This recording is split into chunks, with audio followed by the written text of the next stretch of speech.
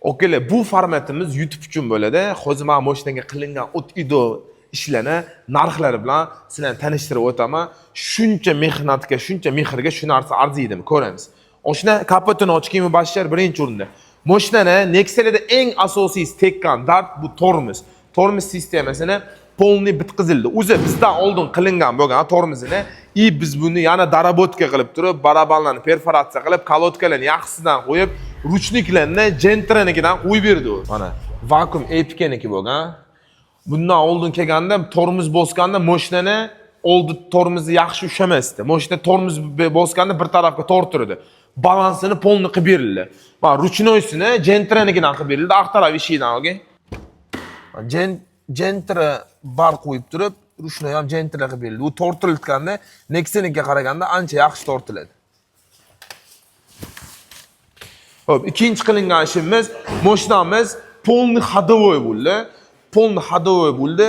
Amortizatorlar hamma narsa originaldan qo'yib, polni selamblov, mos stulkalari bo'ladimi, prujinka hamma narsa o't ido almashdi. Amortizator chashkalari hamma narsa ходовойdagi, hattoki boltlarigacha almashdi. Bu xizmat bizga 4 million so'mga aylandi. Tormoz sistemasiniki 1 million 300 mingga aylandi. Kimdir bizga stok holatdagi Nexa'ni olib kelib, polni full tormozini bitkazib bering deydigan bo'lsa, $350 polni bitkazib beramiz. Bu mashinaga esa 1 million 300 ming so'mga polni qaytadan sochib, tormozini yana boshdan yig'ib berdi. Mashinamizni chiska qilindi, ko'rib turibsizlar. Motorni отсеки, подкапотный пространство четкий bo'lgan. Подкапотный пространствони yudi bo'ldi.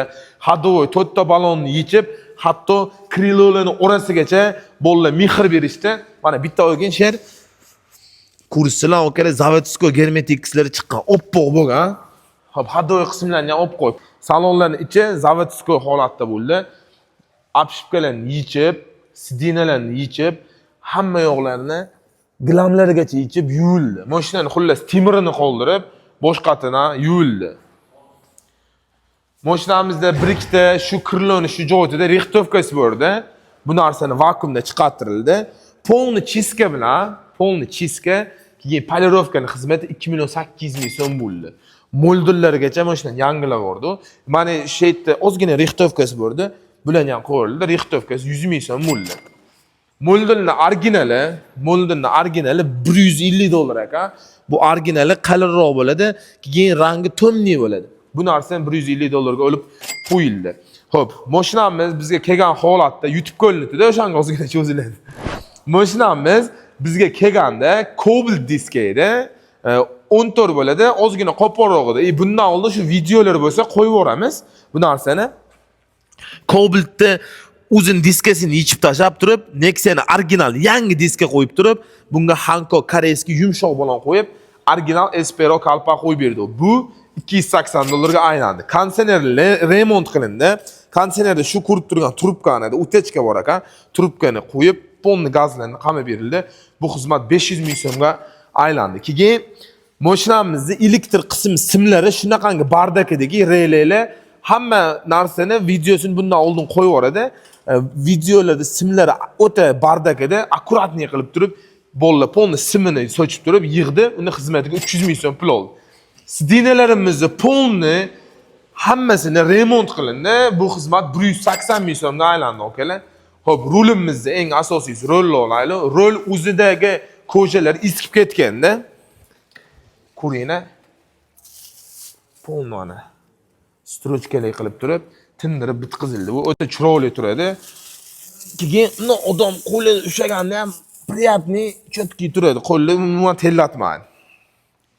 Xo'p, rollar bo'ldi. Bar Gentraniki bo'ldi.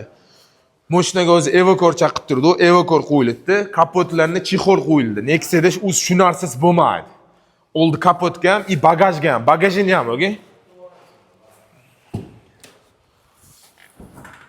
Mana bagajlarni ham shunaqangi qilib turib, polni mana shu yerlarda Nexa'da bo'lmaydi.